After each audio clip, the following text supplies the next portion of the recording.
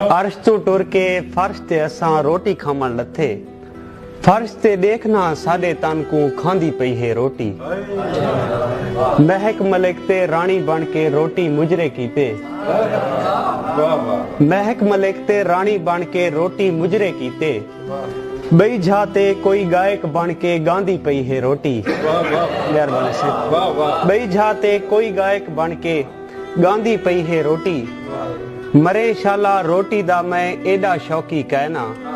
तेरे हाथ दी है तो मैं को भांदी पई है रोटी।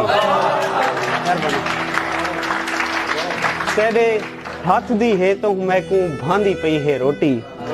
पैसे पहले गिनसी बाद विच जिक्र दे कीते आसी। पैसे पहले गिनसी बाद विच जिक्र दे कीते आसी। यानी मजलिस पढ़न कीते आंदी पई है रोटी। यानी मजलिस पढ़न कीते आंदी पई है रोटी। उंदे कोल जो पैसे ढेरिन ओ है वड्डा बंदा। बंदा दे रूप विच उंदे कदमे ढांदी पई है रोटी। मेहरबानी। और कणक खावण आला बाबा अरशां ते वहीं सुता।